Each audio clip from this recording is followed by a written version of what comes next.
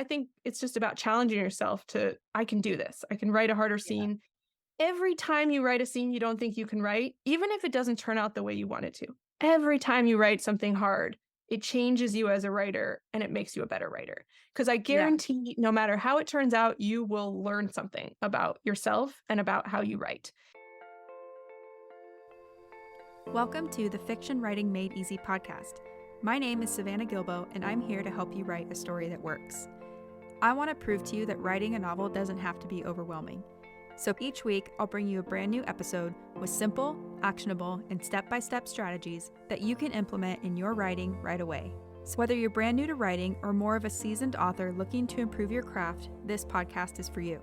So pick up a pen and let's get started.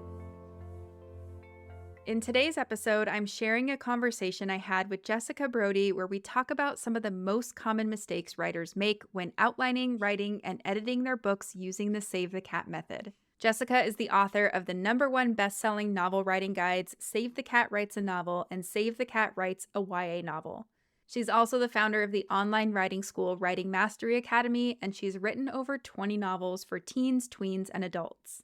I was so excited when Jessica agreed to come on the show because not only do I love her craft books and think she has an excellent way of breaking down story structure, but also because I work with so many writers who love using the Save the Cat method, and I started to notice through my work with these writers that there were patterns in some of the things that people got confused about when it comes to this method. So I really wanted to talk to Jessica about these different things or these common questions and the common mistakes and pitfalls that I see writers fall into and things like that. So I'm very excited to share our conversation with you in today's episode, and I won't make you wait any longer. Let's dive right in. Welcome, Jessica, and thank you so much for coming on the Fiction Writing Made Easy podcast. Hi, Savannah. Thanks so much for having me. I'm super excited.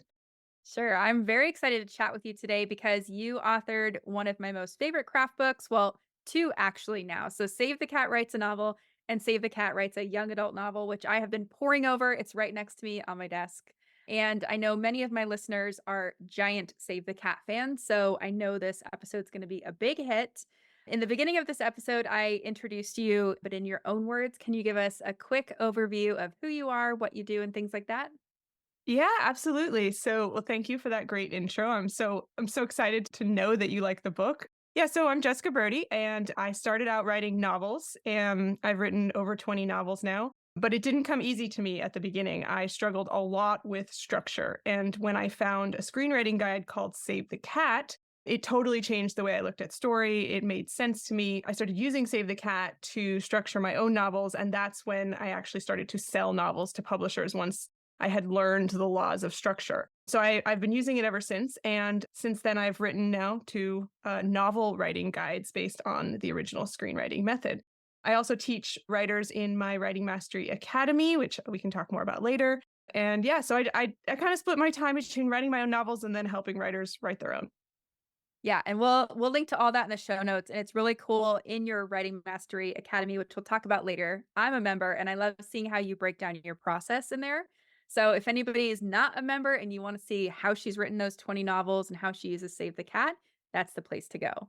So we'll link to all that. But what I want to do in today's episode is talk through some of the most common mistakes and pitfalls I see writers fall into when using Save the Cat to brainstorm, outline, write, and edit their novels. And I've boiled it down to the three main ones. So if it's okay with you, Jessica, I want to dig into those and hear your thoughts. Fantastic. I'm excited to hear what you think the three are because I have my own ones and I want to see if they line up. Yeah, that'll be really fun. So we'll have to compare notes at the end. But one of the main things I see, because I don't do this currently, but in the past, I used to edit a lot of outlines and people would send them in and there would just be a lot of external stuff. So they would fill up the Save the Cat beats. They would use Save the Cat as a guideline and they say, okay, these moments call for something big to come in and change the character's life. Or this is when, the climax is that moment the hero and the bad guy go up against each other, right? So I would see all these external scenes and these things, on the page. And then it's kind of like, it's just a lot of stuff, right? So there's like a lot of stuff happening. It kind of fills what the beats are asking for, but there's that piece of like, why does this matter? Or how does this affect the character that seems to be kind of lacking? And one thing I love about your Save the Cat books is that these are the types of protagonists that we see in these genres check off these 3 things so you're thinking about your character in a way where they're gonna grow and change, right? We have that flaw and that arc of change they go through, but what are your thoughts, or do you have any advice on how to take that external stuff that we put in the beats and bring it back to character?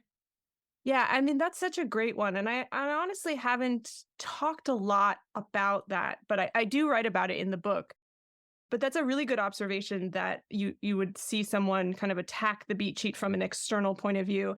And it makes sense. I mean, when you look at Save the Cat method, it was based on a screenwriting method. Screenwriting is all visual, it's all external. And things are happening to the character, but it has to be portrayed by the actor. And it does come out in the writing. But as novelists, we have this opportunity, this golden, wonderful opportunity to get inside a reader's head or a character's head, which, we call it interiority, and see exactly how each of these external plot points are changing them. It's the part of writing that I love the most, is that kind of deft hand it requires to externally show something happening and then allow the reader to piece together how it's changing the character without really spelling it out for the reader, which we call telling, instead of showing. So, really, the beat sheet is designed to help you construct external plot points that are designed to change your character. And that's why I tell writers that it's easier to start with a character first, at least those 3 things. So we've got the flaw or the big problem that the character is facing. We've got the want or the thing that the character is externally pursuing. And then we've got the need, which is really what they require to internally transform by the end of the story. And if you come into the beat sheet with those 3 things in mind as kind of the pillars or the rudders that guide you, it's a lot easier to design plot points for that character. So if you have a character who really needs to learn how to trust, for example, then yeah, one of those external plot points needs to be a betrayal, because that's the thing that's going to really test them and push their boundaries. So there's about 5 beats in the beat sheet. I call them the foundation beats. I talk about this in the book as well. Those are the external plot points that trigger all of these things, that kind of are tent poles in the story, and they direct the story and they turn the story into different directions. So you can call them the 5 major turning points. And those are the catalyst, the break into 2, the midpoint, the all is lost, and the break into 3. These are the places where you really want to lean on external devices, things happening from the outside to the character. For example, you don't want your catalyst to be something like, my character realizes that, because that's an internal thing for somebody to realize. You want the catalyst to be, this happened to my character, therefore causing them to realize something. Right. So that's where I guide people to really lean into external. But then you've got all this space in between those 5 plot points, which are spread out throughout the beat sheet, where those things impact your character internally. And of course, other external stuff is happening too, but those are kind of the big ones. So that's Yeah. how I approach it in terms of the external internal dance. I call it the Yeah. dance of structure. Right. I love that too. And I always tell people, like, when in doubt, think about external and internal for every scene. Like, it's going to exist in every scene. So force yourself to say, okay, this happened and it's impacting my character this way. Right. And Right. I pulled up an example from Save the Cat Writes a Young Adult Novel. Because, like I said, this is my current obsession for story structure. But one of the examples is in The Fault in Our Stars, when Hazel and Augustus meet. So this is, I think you have this as buddy love. So this is in the buddy love genre. So, I teach all kinds of different genres on this podcast, but let's say you were writing a story like this and you need to bring your 2 main characters together, right? So the book that Jessica wrote, she talks about how bringing these 2 characters together is that catalyst. They shake each other up because they each touch on the other's flaw, right? So it's like, that's a great way to ensure that it's the catalyst, it matters for some reason, right? It's not just like she meets this hot guy at therapy. It's like she meets this hot guy Mhm. for therapy and he triggers her because their flaws are opposite sides of the coin, right? Absolutely. Yeah. So I think that's really cool. And I like everything you said about, having those 3 ingredients and just brainstorming them too before you plot.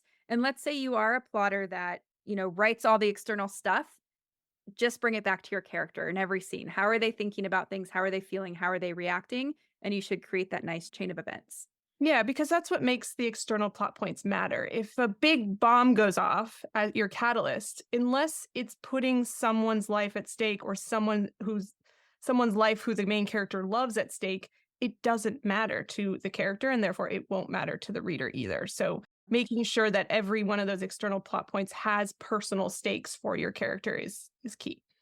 Yeah, and then just a quick follow-up question because I might be wondering if I'm someone listening. You said there's these big moments that are driven by the external, and then we have those internal beats like the debate where it's like your character's kind of processing and reacting.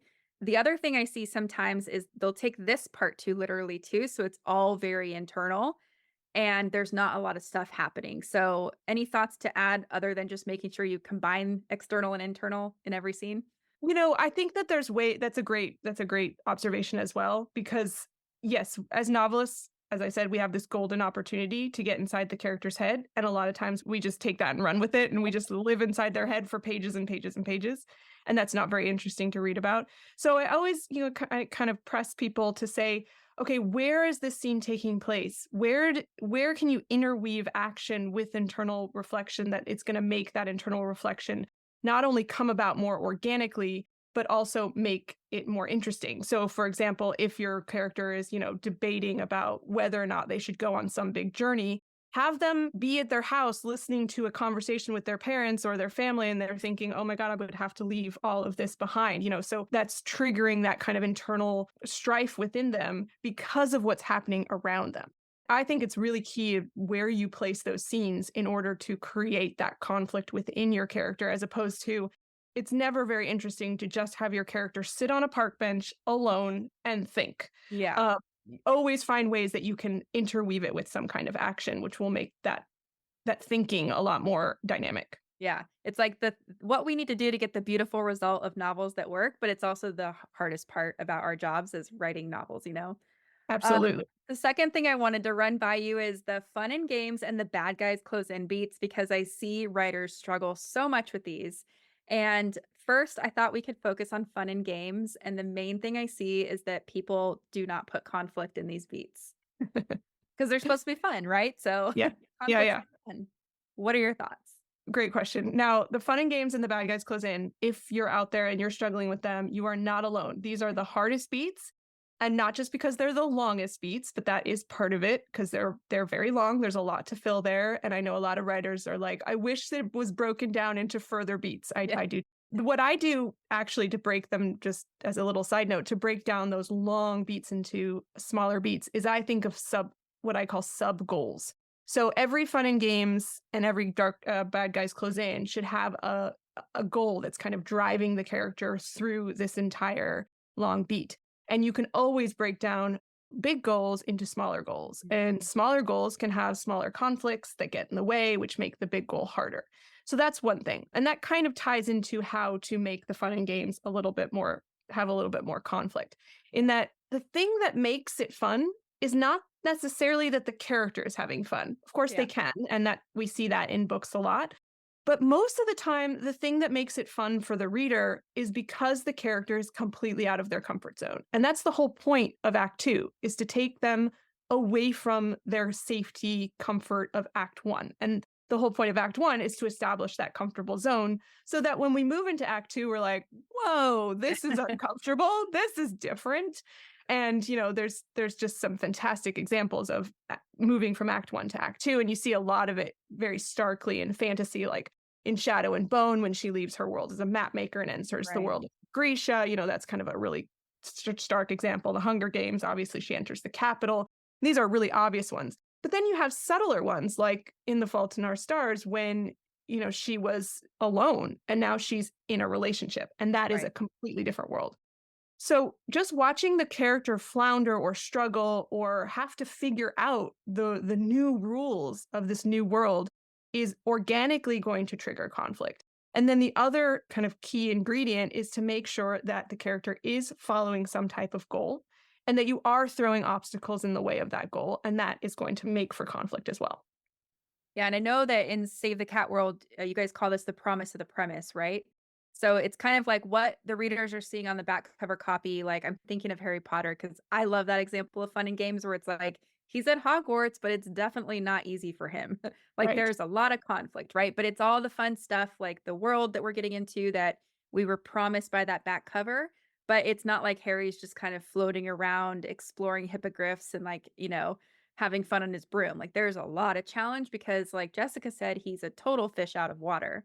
So I think my default for this stuff is like it's in every scene there needs to be conflict. So fun and games just because it's named that doesn't mean there's a lot of fun and no conflict.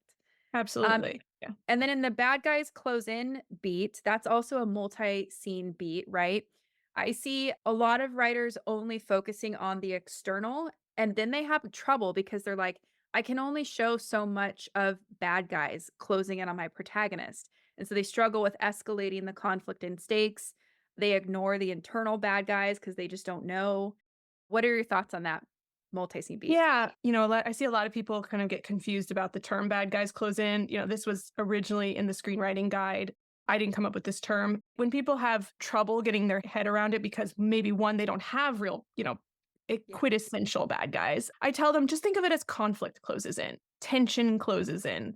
It's where the world starts to seem smaller. And I don't mean in like fantasy world, just that the Yeah. walls seem to be closing in, like all of the stakes are raising. Everything is just getting more and more difficult and like claustrophobic for your character.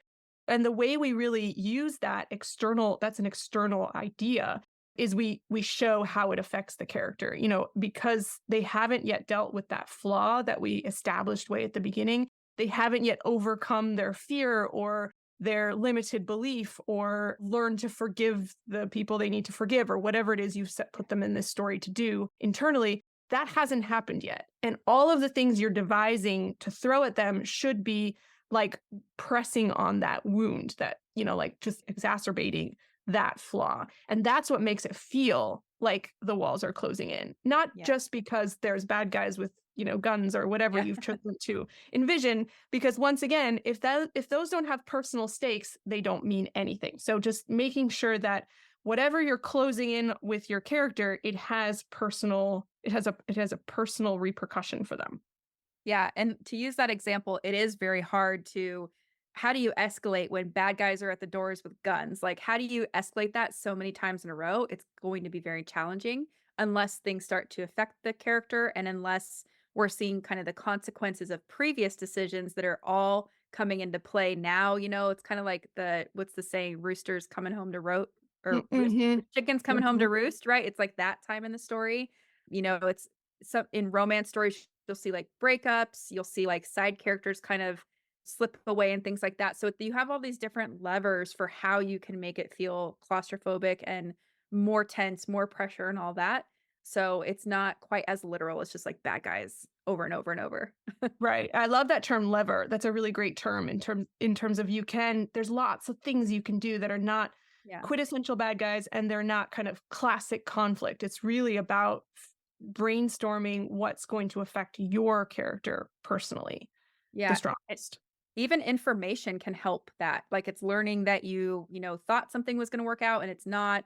It's losing a resource or a friend. So you can play with all of these different things to create that building pressure. But speaking of things that can be taken a little too literally, one thing I also see is that people worry if they don't have everything perfectly lined up with the percentages. They worry about, my catalyst comes at 9% instead of 12%. Is this the end of the world? What would you say to those writers? That's one I hear a lot too, actually. So that one is one that aligns for both of us. The reason I put so many examples in the books, and there's 10 full beat sheets in each book, so you can really see that these guidelines are guidelines and Yeah. they're not, set in stone. And let me just to clarify where I even got the percentages is I took averages of books. I read a ton of books across genres, across time periods, and I said, okay, here's where the catalyst falls. Here's where the bad guys close in.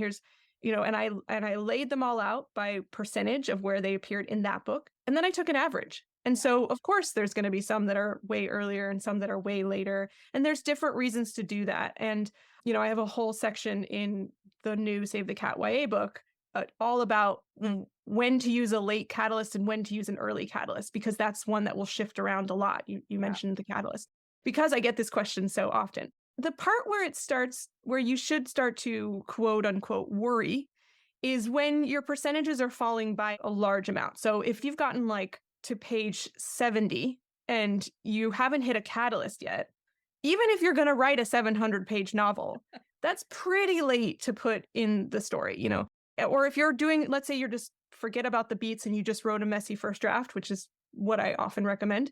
And you're going back and you're kind of seeing where everything is laying out and you're looking at your midpoint and it comes at 40%. Maybe you haven't built up to that midpoint yet, and maybe it's coming a little too soon and then your second half is dragging.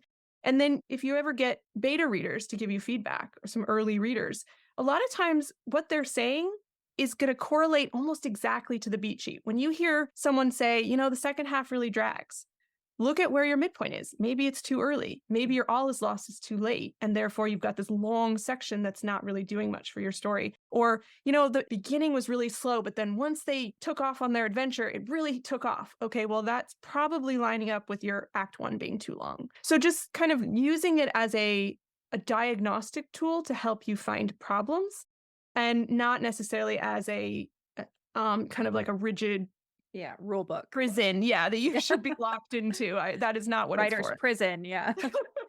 I also like to think of it as a diagnostic tool or kind of like an assistant in a way, because it's kind of like if you don't know what to do next, you can pick up one of the books or the Save the Cat beat sheet and just say, okay, this is kind of where I'm supposed to go based on, all the evidence of story structure and history. And so, what are some ways this could come out, right? It's like your little assistant reminding you of the roadmap you're trying to follow. And then when you're editing it, it's exactly what Jessica said. You can use it to say which sections, are too long, too short, or where do I maybe need to rethink something, So it's not like you're totally going to ruin everything if your catalyst is 2% earlier, or if you have like one extra scene in act one, maybe that works for your story. Maybe you'll hear that it doesn't, which is also why it's important to get beta readers and, feedback on your story. But let's see. So there's also another FAQ that I'm just thinking of is people are confused sometimes about multi-scene and single scene beats, which is why I love the two craft books that you wrote, because you really lay it out which ones are single scene and multi-scene. So in like a multi-scene beat, when you're writing your own novels, let's say it's the debate, do you have any tips for like raising the stakes or from because I like what you said earlier about in the bad guys close in and the fun and games, you think about micro goals. So something like that. Do you have something for us about how do you go through multi-scene beats in a way where you don't lose your mind? Yeah, absolutely. And just for anybody who hasn't read the books, I'll just clarify really quickly. A single scene beat means that the beat happens in one scene. And so those are actually those turning point beats that I mentioned earlier, the catalyst, the break into two, the midpoint, the all is lost, and the break into three. There's a few other ones, but those are the big ones. And so they happen and they're over. And sometimes they'll happen in a paragraph in a novel, but really it's one scene. And then the multi-scene beats are the kind of longer stretches that span between those single scene beats. So they connect those beats together. And so those are things like the debate that connects the catalyst and the break into two. And the reason I clarified them so explicitly in my books is because they confused me for years. Yeah. Because I don't think Blake Snyder ever actually said single scene, multi scene. Those were terms I came up with to wrap my head around it because I kept going, oh, what's the difference in the all is lost and the dark night of the soul? They feel like the exact same beat. Yeah. Well, the all is lost is a single scene. It's the external thing that happens to your character in a single scene. And then the dark night of the soul are the multiple scenes they have to wallow in the aftermath. And so I use those terms for my own benefit and then put them in the Love it. books. I'm glad they're helpful. So with the multi-scene beats, yeah, for me, it is usually about how am I going to get to the next single scene beat? So if you have a catalyst, the catalyst and the debate and the break into two are kind of the perfect ones to look at. So Yeah. something happens to my character at the catalyst. They're going to have to make some kind of big decision at the break into two that's going to send them into a new world or way of thinking or way of doing things at the break into two. Okay, so now I've got these scenes to string those two together. So what do I need to do to organically get my character from those 2 points? So those are questions you can ask yourself, like, what's going to convince my character to do what I want them to do so that it doesn't feel contrived? Mhm. What are the organic things I can throw at them to convince them, like what else can happen to them in that debate that kind of pushes them further towards the decision I want them to make? Yeah. So it's all about creating those organic paths to the next beat. And a lot of times that does come with goals and micro goals. with the debate specifically is, I like to kind of put my characters in different places so they can debate among different things. So if it's, whether or not they're going to set off on a road trip with their ex-boyfriend, which is a book I wrote, like I have them actually, going home and remembering things that happened with the ex-boyfriend. I have them like at school almost bumping into the ex-boyfriend and kind of having to navigate that.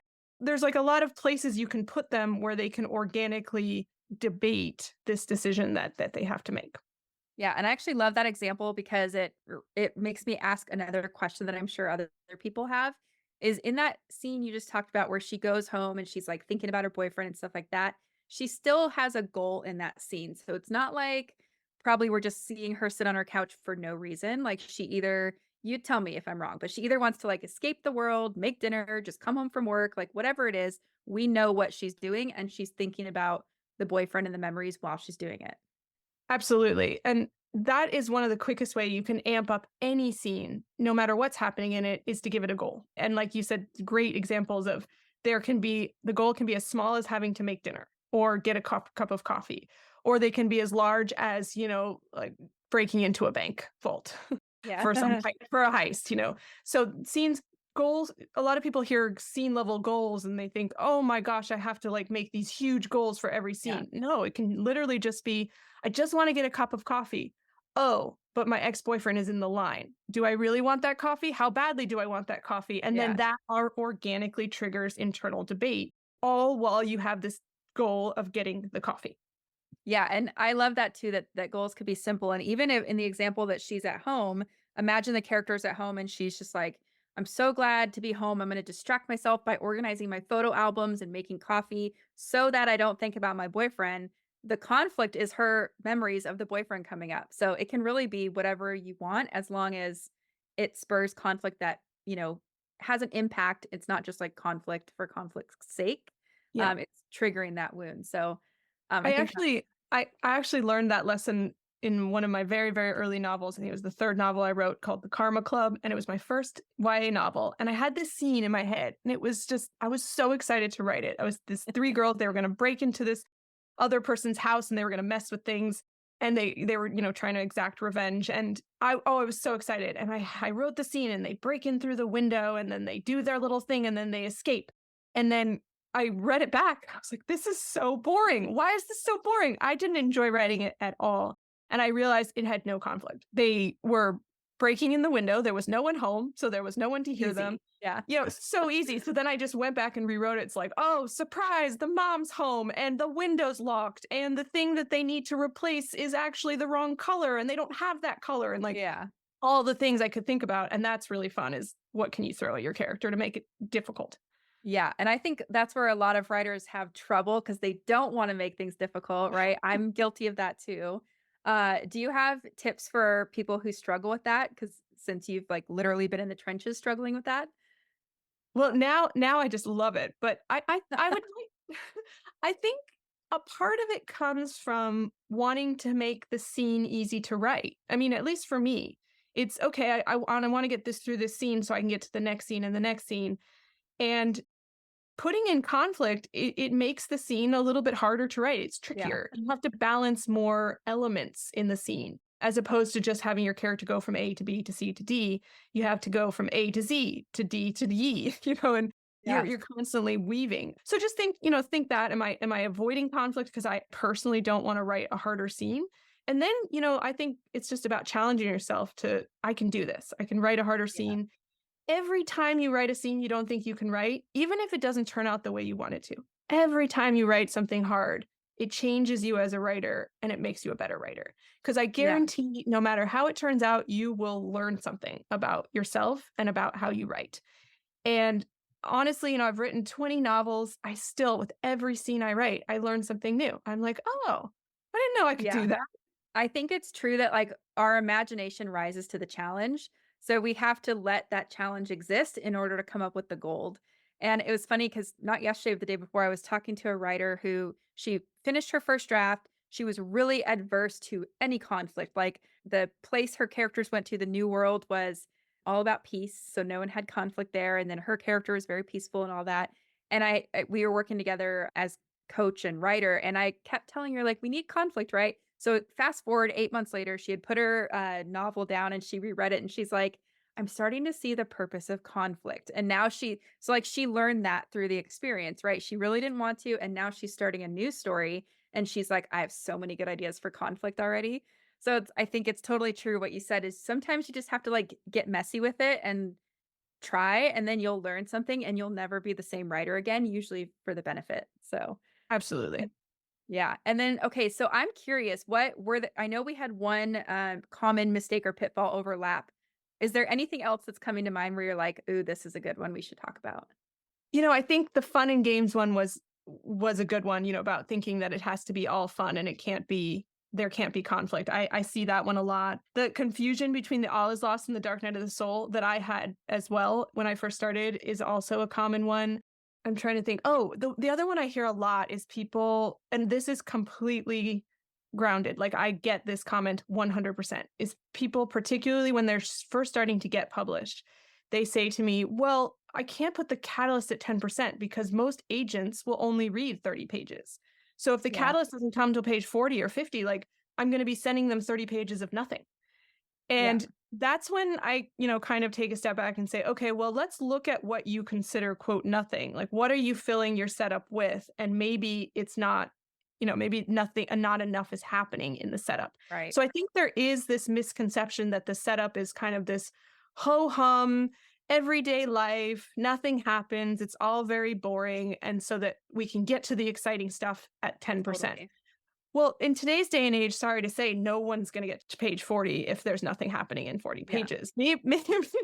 Maybe decades ago before there was TikTok and all of yeah, our, distractions. So either your setup has to be just laden with cool stuff. And the way I tell people to do that is, one, make sure that your character is pursuing something on page one, which we talk about as the starting goal. Make sure that you are creating intrigue around why they want this, around why they might be flawed.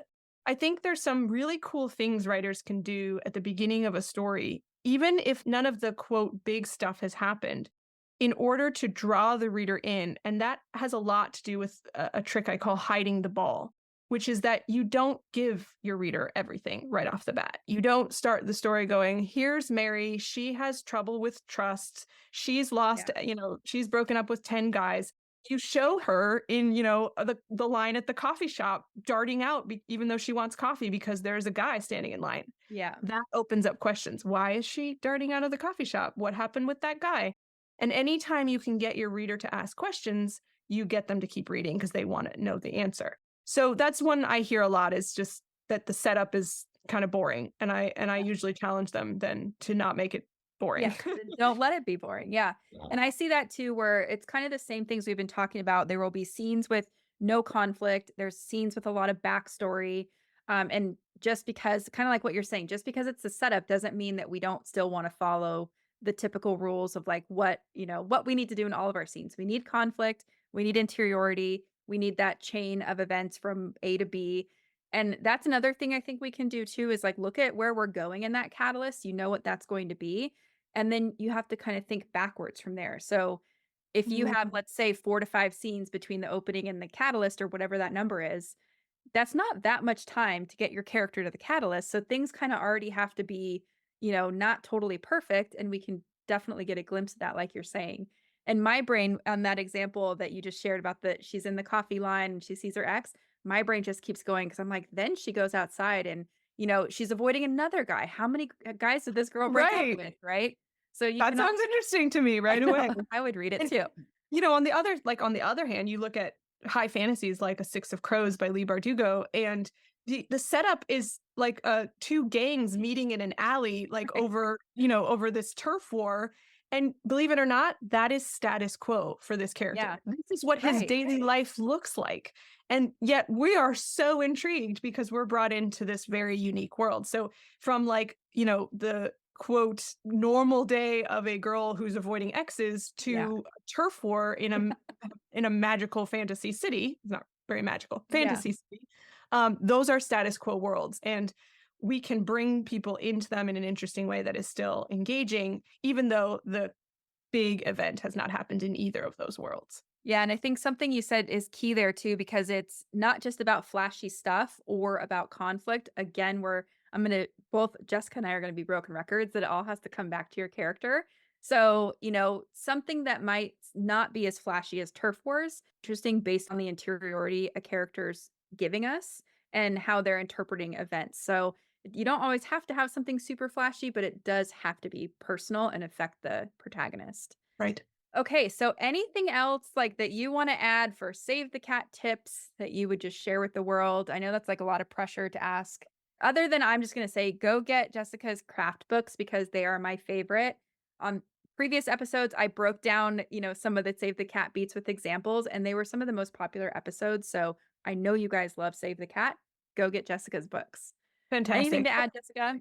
The only thing I would add is, and I'm sure you figured this out too, Savannah, when you were breaking down examples, is that is the quickest way to learn the method and to learn the secrets of storytelling is to break down other Yeah. stories, particularly ones that you really admire. Because the biggest question you can ask about a book you like is why? Why did Mhm. you like it? Why did the author do it this way? Why did the author make this choice? Is this the catalyst versus something else? Why does this affect the character so much? And when you start looking through stories with that lens of why, like it unlocks the story for you. And so, people come to me all the time. They're like, "Can you tell me what the catalyst of XYZ book is?" And I've either Yeah. never heard of it, never read it, or probably not gonna read it. And I'll say, I haven't read that one, but what's more valuable for me to tell you is for you to figure it out yourself. Yeah. And that's not like a dismissal, it's more of an invitation because honestly, the only reason that I understand story the way I do is because I have broken down so many stories. I mean, you see how many I've broken down in the books. I have a Right. Save the Cat course that has a whole bunch of more examples. And at every story I break down, I learn something new. Like, oh, that's a cool way to do the midpoint. I'd Yeah. never thought about that. So I just invite you as well and it doesn't have to be perfect. It doesn't have to be right. It can just be your interpretation, but just putting on those glasses, Yeah. those story structure glasses and looking at stories is gonna help you understand your own. Yeah, and I love what you said about asking why. I love asking why to everything, probably to an annoying point. But the other thing is what's great about Save the Cat is Jessica's translated it for novelists. There's also the original Save the Cat that if you're like, I don't really want to read, a bunch of books and spend a bunch of time, you can do the same exercise with movies and TV shows. And at least like to get your toe wet, and then you're probably going to get addicted and want to dig into books. But that's a great way to learn. It's one of my favorite activities, but I'm a huge nerd. So, don't expect everyone to be like me and Jessica, but it's just I was working with a romance writer one year and she was like, "I'm gonna watch every new Hallmark romance because she wanted to write a story like that, and by the end of it, she's like, "I've never felt so smart and, like, so good about my time watching TV than I did that week." And it helped her unlock the story, so, yeah, I think it's totally Fantastic. valuable. I love Um, that. She can join our nerd club for sure. yeah, anybody's allowed in our nerd club. But okay, so to wrap this up, Jessica, thank you so much for coming on the show. I'm so appreciative to everything you shared. And I know that my audience is going to love this episode. But before I let you go, can you tell us about your Writing Mastery Academy? Tell us where we can find you, and I'll link to all the stuff in the show notes. Fantastic. Yes. Writingmastery.com is my Writing Mastery Academy. So essentially, as a member, you get access to all of my online courses, as well as all the courses I've produced with other instructors. I think we're up to 13 or 14 courses now. We have courses on fast drafting, Save the Cat, revision, character development, publishing, self Everything. publishing, traditional publishing, anything you could want. And you get access to all of those. Plus, you get access to our monthly live webinars and all of the recorded webinars we've ever done, and our online community, which is a fantastic, super supportive group of writers who will answer questions, brainstorm with you. We have critique groups in there. We have writing sprints in there. It's just a really fun place to hang out as a writer. And I think we have a discount for your listeners as well, which you'll put the code in the notes. If I try Yep. to remember it, I'll get it wrong. Yep, we'll put the code in the notes, but I have it right here. It's coupon code FWME, so for fiction writing made easy. And you let me know that's going to be $20 off the annual membership to Writing Mastery Academy. So we will put all that in the show notes, as well as where you can find Jessica around the internet. And we'll link to my two favorite books ever, the Save the Cat Writes novel and Save the Cat Writes a young adult novel. But thank you again, Jessica, so much for being here. I loved nerding out with you about this stuff. Thank you, Savannah. I can't believe how fast that time went. This was super, super fun. I'm really grateful to be on. Awesome. Yeah, maybe we'll do another one someday and dig into more Save the Cat. You, Yeah. yes. All right. Thank you so much.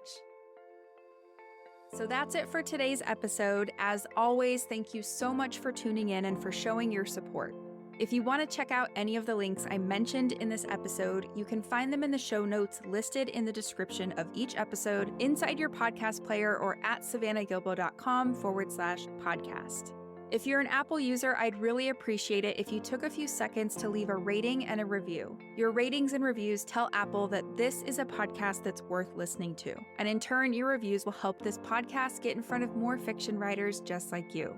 And while you're there, go ahead and hit that follow button because there's going to be another brand new episode next week full of actionable tips, tools, and strategies to help you become a better writer. So I'll see you next week, and until then, happy writing.